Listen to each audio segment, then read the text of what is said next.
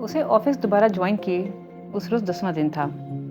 پہلے دن غیر حاضر دماغی اور کچھ الجھے انداز کا مظاہرہ کرنے کے بعد اس نے پھر کسی دن کچھ ایسا نہیں ہونے دیا تھا جو لوگوں کو چونکائے۔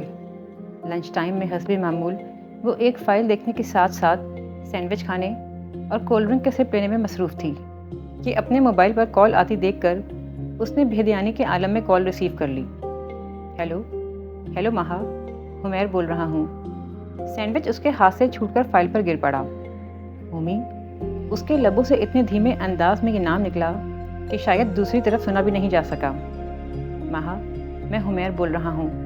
کیا ان کا برسوں کا ساتھ اتنا کمزور اور اتنا بے معنی تھا کہ انہیں ایک دوسرے سے اپنا تعارف کروانا پڑے؟ میں حمیر بول رہا ہوں۔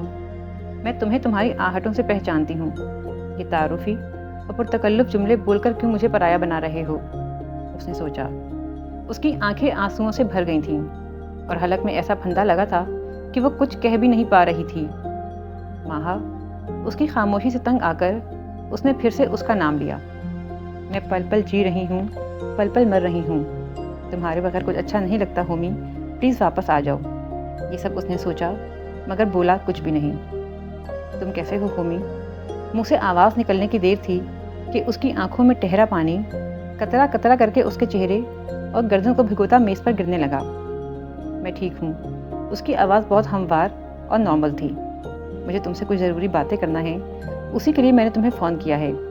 میرا خیال ہے اس وقت تمہارا لنچ بریک ہوگا تو جو باتیں میں تم سے کرنا چاہتا ہوں وہ تمہیں ڈسٹرب کیے بنا آرام سے کر سکتا ہوں۔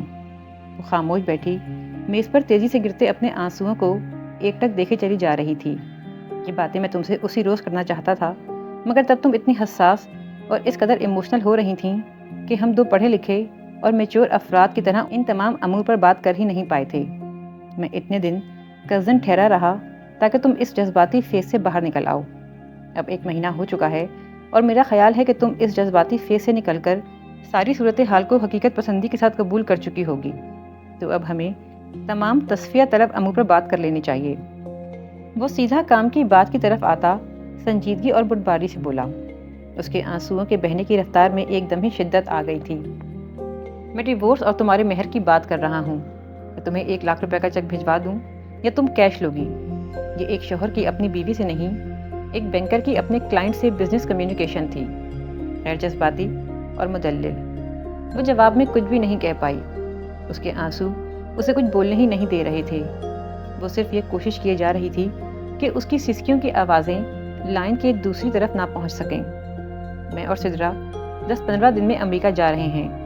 میں وہاں یونیورسٹی میں ایڈمیشن لے رہا ہوں۔ ڈاکٹریٹ کا ارادہ ہے میرا۔ جانے سے پہلے میں اس معاملے کو نپٹا لینا چاہتا ہوں۔ تم جس طریقے سے کہو گی میں تمہارا مہر اسی طرح ادا کر دوں گا۔ باقی ہمارے اپارٹمنٹ میں جو فرنیچر وغیرہ تھا وہ سب تم بخوشی فروخت کر سکتی ہو، مجھے اس پر کوئی اعتراض نہیں۔ وہ اپنی بات مکمل کر کے اس کے جواب کا انتظار کرنے لگا۔ پورے 1 منٹ تک بھی جب وہ کچھ نہ بولی تو اس نے اسی سنجیدگی اور متانت سے اسے مخاطب کیا۔ میں تمہارے جواب کا انتظار کر رہا ہوں مہا۔ اس نے منہ پر ہاتھ رکھ کر اپنی سسکیوں کو دبانے کی ناکام کوشش کی۔ مجھے طلاق نہیں چاہیے۔ بہت کوشش کے باوجود بھی وہ بغیر روئے یہ جملہ نہیں بول پائی تھی۔ وہ اب اس سے اپنی سسکیاں چھپانے کی کوشش نہیں کر سکتی تھی۔ وہ اب پھوٹ پھوٹ کر رو رہی تھی۔ لیکن مہا، یہ صحیح نہیں ہے۔ آخر تمہاری بھی ایک زندگی ہے۔ تمہیں اپنے مستقبل کے بارے میں سوچنے کا پورا حق ہے۔ میں نے کہا نا مجھے نہیں چاہیے۔ وہ روتے ہوئے چلائی۔ میں تم سے کیا مانگ رہی ہوں؟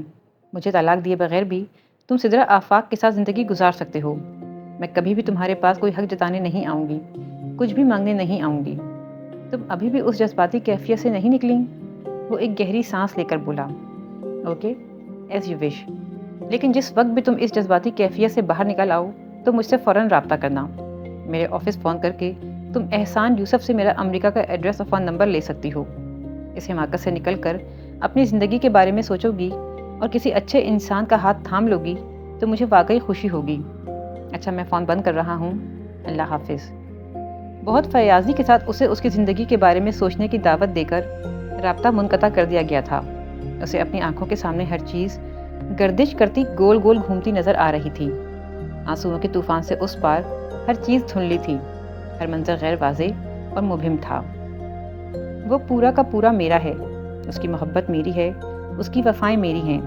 تمہیں کیا معلوم وہ مجھ سے کتنی بے تحاشا محبت کرتا ہے۔ کلثوم سے کہے اس کے لفظ خود اسی پر ہنس رہے تھے، اس کا تمسخر اڑا رہے تھے۔ اب زندگی میں گنوانے کو بچا ہی کیا تھا؟ وہ سب کچھ ہار گئی تھی، اور اس کے پاس پیچھے پلٹ کر دیکھنے پر میکے کے نام کا کوئی آسرا بھی نہیں تھا۔ شکر تھا کہ یہ لنچ ٹائم تھا۔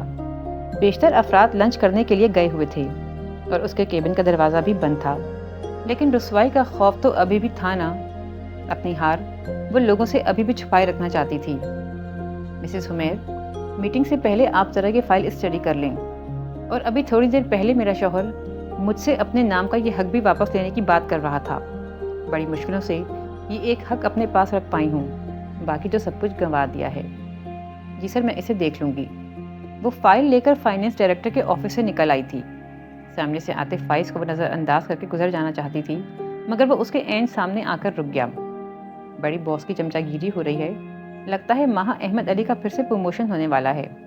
ماہا حمیر رضا، وہ اس کے ساتھ ساتھ چلتا سر پر ہاتھ مار کر بولا۔ روانی میں منہ سے نکل گیا۔ وہ اس کی طرف بغور دیکھ رہا تھا۔ اس کا لہجہ پھر سنجیدہ اور شوخ و شریر تھا، مگر نگاہیں حد درجہ سنجیدہ۔ اس کے چہرے پر کچھ ڈھونڈتی، کچھ پڑتی ہوئی۔ تمہیں خود تو کوئی کام وام ہے نہیں، مگر میں بہت بزی ہوں اور مجھے ابھی یہ فائل بھی اسٹڈی کرنی ہے۔ وہ اس سے آگے بڑھ کر تیزی سے اپنے کیبن کی طرف چلی گئی تھی۔ چھٹی تک کا وقت اس نے آفس میں معمول کے انداز میں گزارا تھا، پھر وہ اپنے اپارٹمنٹ واپس آ گئی۔ روز کی طرح وہاں خاموشی، تنہائی، اداسی اور ویرانی نے اس کا استقبال کیا۔ یہ ایک مہینہ اس نے امید و بیم کی کیفیت میں گزارا تھا، کسی خطرناک اور جان لیوا بیماری میں مبتلا اس مریض کی طرح جو ڈاکٹر کے پاس جا کر اپنے سب ٹیسٹ کروا آئے اور پھر رپورٹس کا انتظار اس امید پر کرے کہ شاید ان میں سب کچھ ٹھیک آئے گا۔ اس کے ہاتھ میں بھی آج رپورٹس آ گئی تھیں اور وہ یہ کہہ رہی تھی کہ اس کی زندگی میں کچھ بھی ٹھیک نہیں ہونے والا۔ وہ اس کے پاس آنے کے بجائے اس سے اور بھی دور جا رہا تھا۔ اب کچھ تو سوچنا تھا، کوئی فیصلہ تو کرنا تھا۔ کلثوم، میں تم سے ملنا چاہتی ہوں، کیا کل کسی وقت تم مجھ سے ملنے میرے اپارٹمنٹ آ سکتی ہو؟ بیگ میز پر رکھتے ہی اس نے کلثوم کا فون نمبر ملایا اور بہت ہچکچاتے ہوئے یہ بات اس سے کہی۔ کبھی دوستوں کے خلوص کو آزمایا نہیں تھا، اسی لیے بری طرح ڈر رہی تھی۔ اس کے لہجے کا غیر معمولی پن کلثوم نے غالباً فوراً بھانپ لیا تھا، اس لیے کیوں، کس لیے، کس وجہ سے، جیسے کسی سوالوں میں الجھے بغیر اپنے آنے کا وقت اس کے ساتھ فوراً طے کر لیا تھا۔ نہیں مانی نا میری نصیحت، کہا تھا اس شخص پر یوں اندھا بھروسہ مت کرو۔ رہ گئی نا اکیلی، خالی ہاتھ اور تہی دامن۔ کلثوم کو یہ بتانے کے بعد کہ حمیر رضا نے کسی اور سے شادی کر لی ہے اور وہ اسے چھوڑ کر چلا گیا ہے، اس نے ڈرتے ڈرتے اس کی طرف ان نگاہوں سے دیکھا جیسے ابھی وہ لبوں پر طنزیہ مسکراہٹ لا کر اس سے یہی سب کچھ کہے گی۔ مگر کلثوم کے چہرے پر نہ طنز تھا نہ ملامت، اس کے چہرے پر شوق کی کیفیت تھی، حیرت تھی، دکھ تھا، رنج تھا۔ وہ انتہائی دکھ بری حیرت سے دم سادھے اسے دیکھے چلی گئی۔ ماہا، یہ کب ہوا؟ 1 مہینہ ہو گیا ہے، اس نے ندامت سے سر جھکا کر اسے جواب دیا۔ کلثوم اس کے بیڈ روم میں اس کے پاس بیڈ پر بیٹھی ہوئی تھی۔ 1 مہینہ؟ وہ حیرت سے چلائی۔ 1 مہینہ؟ اور 1 مہینے سے تم یہاں اکیلی رہ رہی ہو؟ ماہا، تم کیا پاگل ہو چکی ہو؟ یہاں لوگ بد شکل اور عمر رسیدہ عورتوں کو نہیں چھوڑتے تو کسی خوبصورت اور تنہا لڑکی کو بخش سکتے ہیں کیا؟ 1 مہینے سے تم یہاں پر تنہا ہو، تم نے اتنا بڑا رسک لیا پاگل لڑکی، اگر کچھ ہو جاتا پھر؟ غصے سے اسے جھڑکتے اس نے یوں جھرجھوری لی جیسے ایسی بات سے سوچنے ہی سے اس کے رونگٹے کھڑے ہو گئے ہوں۔ میں سوچ بھی نہیں سکتی تھی کہ یہ شخص اتنا گر سکتا ہے۔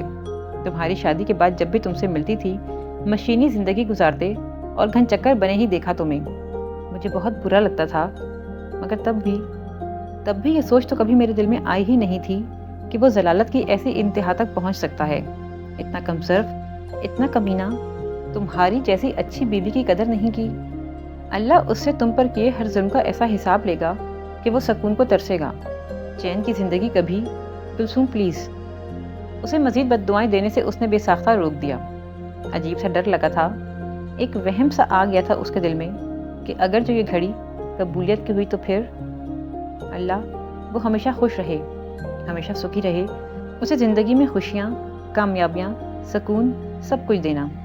اس نے جیسے کلثوم کی بد دعاؤں کا اثر زائل کرنے کے لیے جلدی سے دل میں یہ دعا مانگی۔ پھر کیا کہتا ہے اب وہ ذلیل انسان؟ فوراً طلاق لو اس سے، تمہارا مہر کتنا ہے اور مہر کے علاوہ تم اس سے بہت سے اخراجات کی مد میں پیسہ نکلوا سکتی ہو۔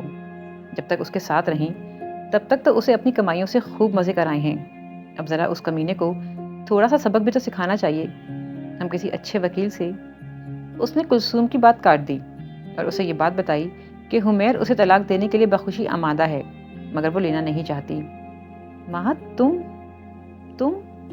وہ اسے ایسے دیکھ رہی تھی جیسے اس کے سامنے بیٹھی لڑکی اس کی دوست مہا احمد علی نہیں بلکہ اپنا ذہنی توازن مکمل طور پر کھوئی ہوئی ایک پاگل عورت تھی۔ تم ابھی بھی اس کے منتظر ہو؟ وہ واپس آ جائے گا اس انتظار میں ہو؟ وہ واپس آئے گا تو تم اسے ایک لمحے کی بھی دیر لگا بغیر فوراً اپنا لو گی؟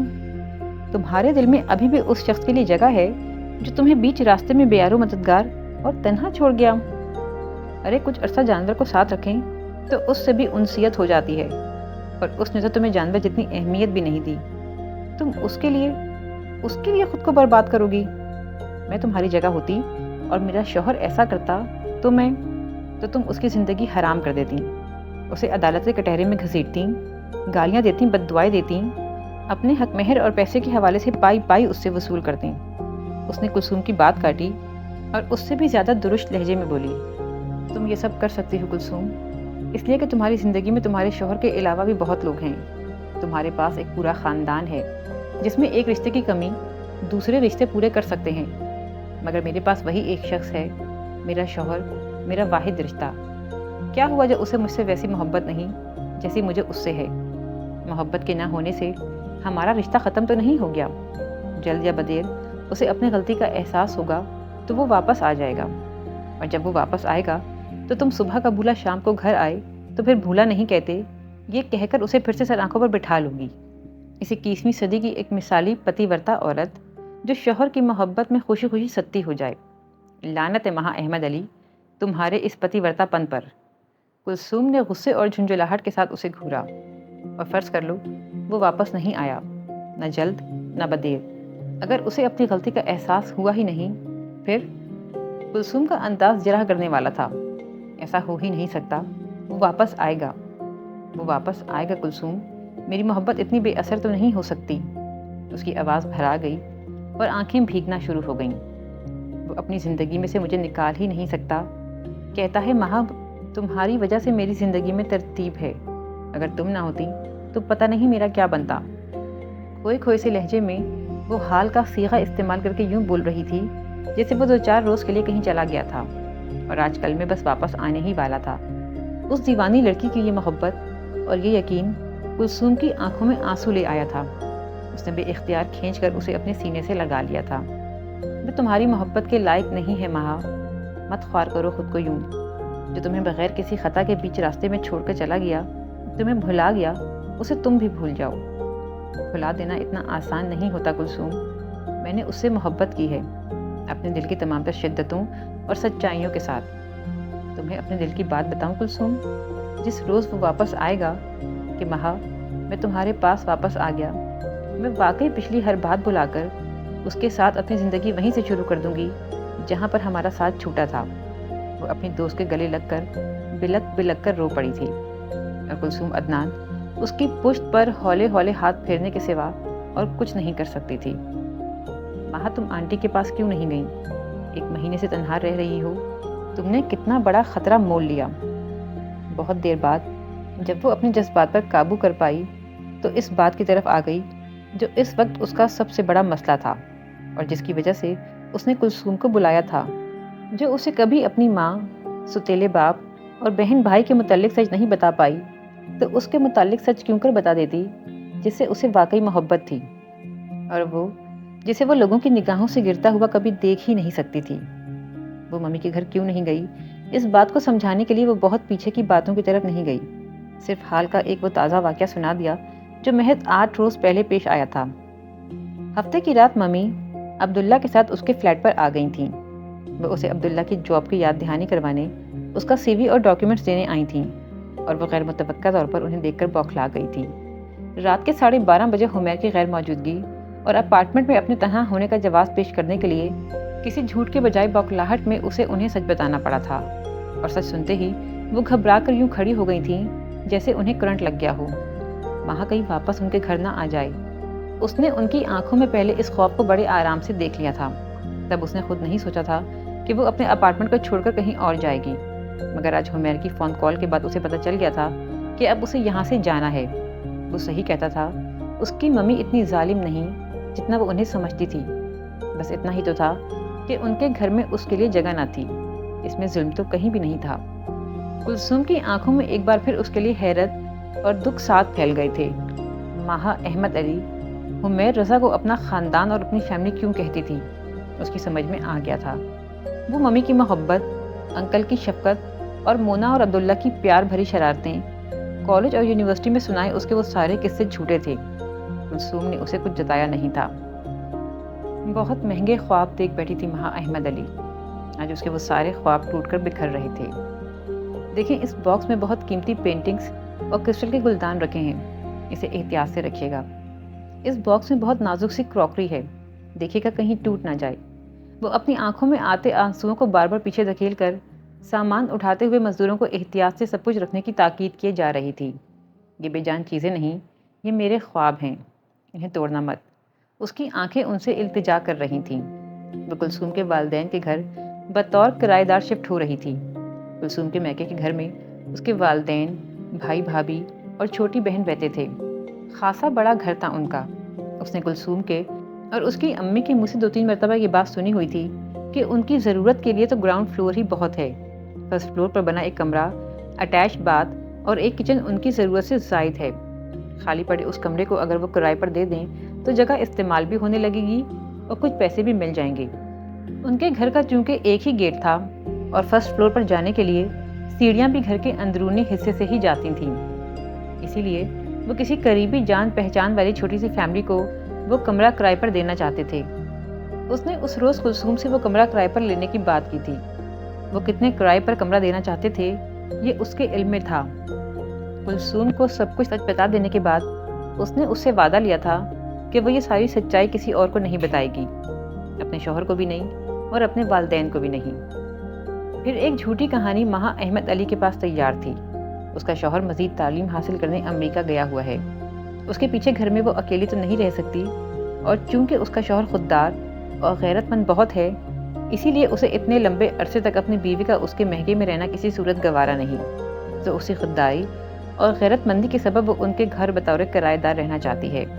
یہ اس کے شوہر کی خودی پر کوئی آنچ بھی نہیں آئے گی اور وہ کسی انجان جگہ اور تنہا رہنے جیسی مشکلات کا شکار بھی نہیں ہوگی کہ کلثوم کی فیملی اس کی دیکھی بھالی ہے اور اس کے شوہر کو بھی ان پر پورا بھروسہ ہے۔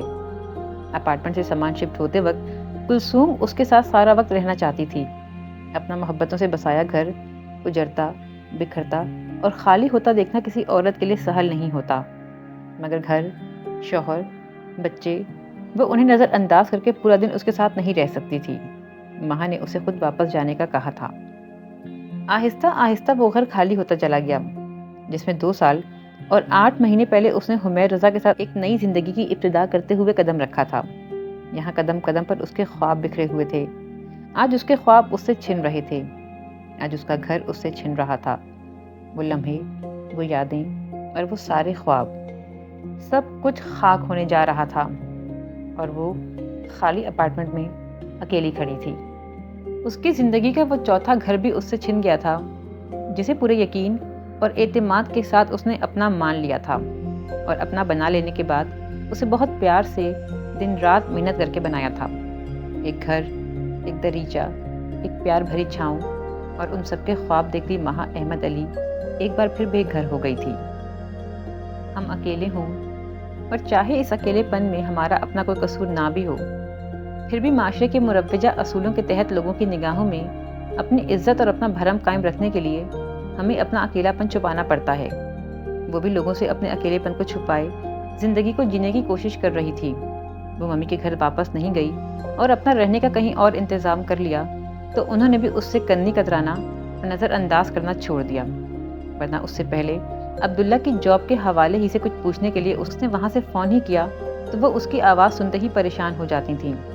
وہ ان کے گھر میں پڑاؤ نہیں ڈالنے والی، اور یہ کہ اس نے عبداللہ کو اپنی کمپنی میں جاب بھی دلوا دی ہے۔ ان دونوں باتوں کے سبب مظہر انکل تک اس سے کافی بہتر انداز میں بات کرنے لگے تھے۔ عبداللہ کی جاب کا ہو جانے کے بعد جب ممی عبداللہ، مونا اور اس کا شوہر مٹھائی اور کچھ تحفے تحائف لے کر اس سے ملنے گھر پر آئے تو کلثوم کے گھر والوں کی نظروں میں اپنی عزت اور بھرم قائم رہنے کے احساس نے اسے بے حد اطمینان دلایا۔ عبداللہ چونکہ اس کے انڈر کام کر رہا تھا، اس لیے وہ خصوصاً اس کے ساتھ بہت اچھا رویہ اختیار رکھنے لگا تھا۔ وقتاً فوقتاً وہ اس سے ملنے آ جاتا، اسے کہیں جانا ہوتا تو ساتھ لے جانے کے لیے اپنی خدمات بھی پیش کر دیتا اور وہ کزن اسے انکار نہ کرتی۔ لوگوں کو جو نظر آ رہا ہوتا ہے وہ اس پر یقین بھی کر لیتے ہیں۔ صبح سے شام تک آفس اور آفس کے بعد وہ ایک کمرہ، اس کی زندگی ان دنوں اسی طور گزر رہی تھی۔ کلثوم کی چھوٹی بہن کی شادی کا سلسلہ تھا۔ آفس کی مصروفیات کے علاوہ اس کے پاس جب بھی وقت ہوتا وہ شادی کی تیاریوں میں ان لوگوں کے ساتھ شریک ہو جاتی۔ ان 8 مہینوں میں آنٹی اور انکل نے اسے گھر کا فرد ہی سمجھا تھا۔ خلوص اور محبت اکثر وہاں سے نہیں ملتا جہاں سے ہمیں امید ہوتی ہے، اور جہاں سے کبھی امید رکھی ہی نہ ہو، کبھی کبھی وہاں سے مل کر انسان کو جینے کی نئی آس دینے لگتا ہے۔ فائز کی یہ سگی پھپھو کا گھر تھا تو وہ اکثر یہاں آتا رہتا تھا، اور ان دنوں چونکہ شادی کی تیاریوں کا مرحلہ درپیش تھا تو وہ پہلے سے بھی زیادہ یہاں آ رہا تھا۔ آفس میں اب اس سے ملنا اس لیے نہیں ہوتا تھا کہ اپنے پاپا کی ناراضگیوں اور خفگیوں پر کان دھرتے ہوئے بالآخر اس نے ان کی کمپنی جوائن کر لی تھی۔ فائز کی یہ بات اسے اچھی لگتی تھی کہ ایک امیر اور با اثر و با اختیار شخص کا بیٹا ہونے کے باوجود اس میں اپنی امارت پر غرور کے بجائے سادگی تھی۔ یونیورسٹی میں جب کلثوم کے حوالے سے وہ شروع میں اس سے ملی تو اس کی کسی بات سے اسے یہ اندازہ نہ ہو سکا کہ وہ ایک بزنس ٹائکون کا لاڈلا اور اکلوتا بیٹا ہے۔ تب کلثوم ہی نے ایک بار فائز کے پاپا کی کمپنی اور ان کے اسٹیٹس کے متعلق بتا کر اسے حیران کر دیا تھا، اور تب اس نے یہ سمجھا تھا کہ وہ اپر کلاس سے تعلق رکھنے والا ایک ایسا انسان ہے جسے اپنی دولت، اپنی حیثیت اور اپنے مقام پر قطعاً کوئی غرور یا اکڑ نہیں۔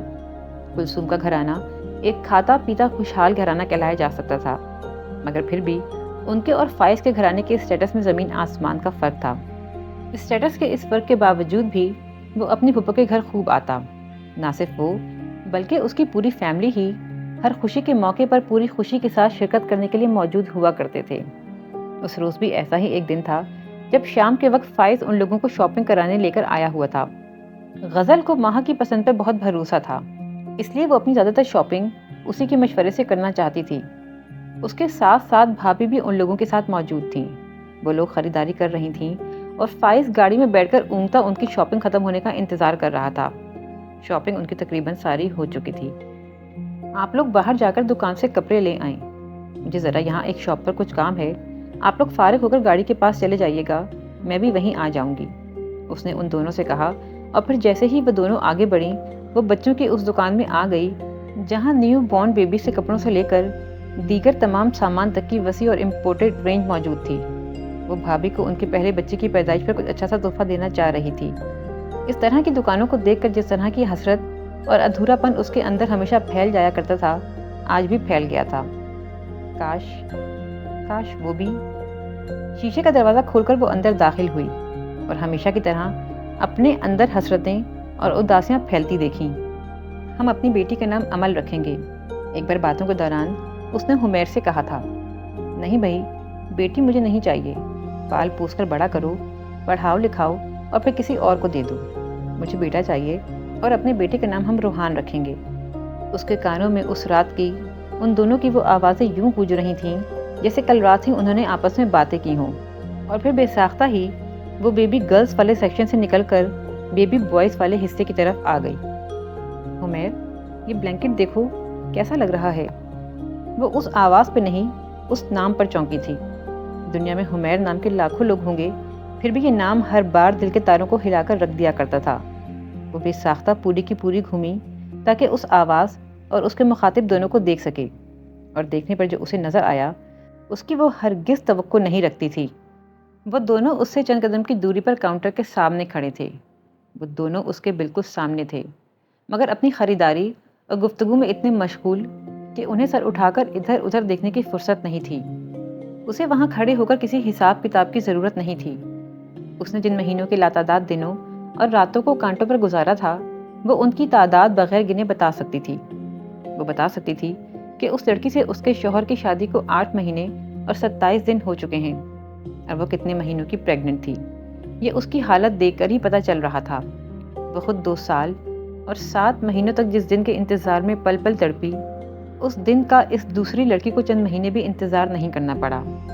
یہ تھا مہا احمد علی اور سدرا آفاق کی اوقات کا فرق، اس شخص کی نگاہوں میں ان کے مقام اور ان کی حیثیت کا فرق، اس شخص کی نظروں میں اس کی کیا حیثیت تھی، یہ جاننے میں نے اتنی دیر لگائی، اسے اس کے پاس کبھی واپس نہیں آنا، یہ جاننے میں بھی اتنی دیر لگائی، وہ اپنی زندگی میں سے مجھے نکال ہی نہیں سکتا، میرے بغیر تو اس کی صبح ہو ہی نہیں سکتی۔